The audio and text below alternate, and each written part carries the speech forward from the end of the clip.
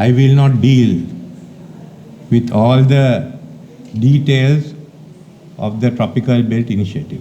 I think the speakers before me had covered it. I just wanted to say a few words as to how the Tropical Belt Initiative came around. There's a big question mark as to whether target of 2030 for the peaking of global temperature would be met. It's a 50-50 chance. We talk of what we should do. So there's one big question mark there. Then secondly, the fact that we all talk of loss and damage, of countries certainly contributing trillions of dollars, the private sector coming in, and all we have to offer are a set of national plans, some excellent, some below expectation. Now let's take the reality. How do you expect to deal with this? Do you expect governments to give billions of dollars to us? In which country will the voters allow that? Why should the voters of UK, who are already hard pressed, want to give money to Niger? Or for that, the voters of Finland give money to Sri Lanka? That is not going to happen. If at all they come in, it's because of self-interest. That is the key to all democratic politics. So we have to have a program that would appeal to all and everyone would benefit. Secondly, look at from our side.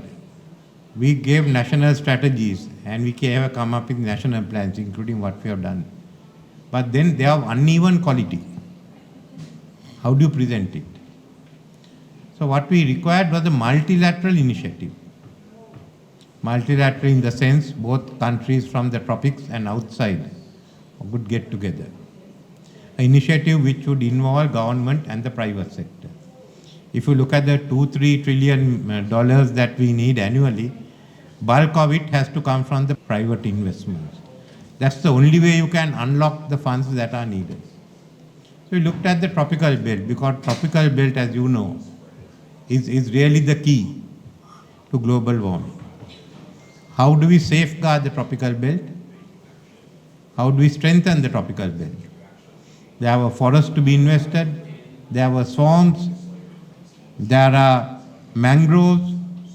So let's invest it, make it commercial investment, make use of the energy potential, make it one big initiative where you have a plan, you turn it out. Even the initiative itself is not one single country, but it will be looked at by the different agencies, and you have a tropical belt initiative. And see how much of it can be open for commercial investment. What is left over is the issue of how do you raise the funding. How much comes from outside, how much comes from within. Well, the voters of UK who would like to save, who are not interested in saving Niger, would certainly like to put money to ensure there is no the global warming is contained in UK.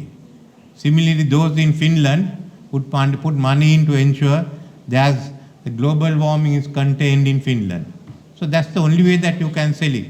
But in between, there are a lot of commercial investments coming in. And then this whole issue of global debt crisis all can be gone into. We had to think outside the box.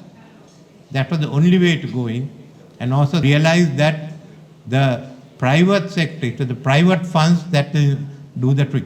In that sense, we put forward this proposal of the Tropical Belt Initiative. Together with that, the Indian Ocean Rim Association, of which Sri Lanka is chairman now, is working on the Indian Ocean, the blue economy, to ensure there is a sustainable, we have a sustainable Indian Ocean. The ocean's capacity to absorb carbon is much higher than land. So if you combine them together, you will have the world's largest global sink for carbon sequestration. Now let's develop that. Then look at what are the other schemes that can come. What can you have for the polar caps? So this is the concept which we've been talking with. I've discussed that obviously with President Nasheed. We are having a meal and talking over it. We've talked to President Ruto, who's interested in it. I've discussed it with President Lula, who is at the moment discussing with Indonesia, and he'll be in the Congo about the 3 river basins that could be combined. We mentioned it to President of Indonesia. I'll talk with India. So since there is interest, we talked to President Macron. Since there is interest, the first step is to establish a panel of experts to report on it. So we will be contacting some other countries to get a panel of experts, and amongst that is also Australia, which is mainly in the tropics. Let the panel of experts report, maybe sometime next year or year after. But we spoke with the UNEP, said let's have everything ready for COP13 Brazil. So we'll start from now, and the results are known. We can talk with the private sector, with those who are interested, because that also means a large amount of foreign investments are coming into the African countries. Sri Lanka, this was one reason for looking at it, that when we are constructing a reconstitute economy, thought of going in for the renewable energy, but to do so by mobilizing private investments. We didn't want to go and ask for development assistance, let it go for the countries that need it. So let's see, it also means just transforming that whole area. Trillions of investments will come into the tropical belt, and that will again change the economies. So this is roughly the plan that is there. We will be establishing the panel, speaking to the countries. But backing this up is already another concept, the International Climate Change University. We want to start, which will handle the capacity building and also the central research. I've already discussed with 1 or 2 countries. We are doing a joint project between Sri Lanka and Maldives. Will be the campus for island states, small island states. Sri Lanka we have set aside about 600 acres for this campus, but we need all the technical assistance. It will be a stakeholder university. All those who are interested, we stakeholders, and they can manage it. So we are operationalizing the ICCU, and we'll get the panels here. And in time to come, we hope that we have very positive reports from the panel. I have no doubt it will, but unless we made a break from the conventional thinking, there is no possibility of ever mobilizing the funds that are needed. And I hope this will lead the way for other initiatives in other parts of the globe. Thank you.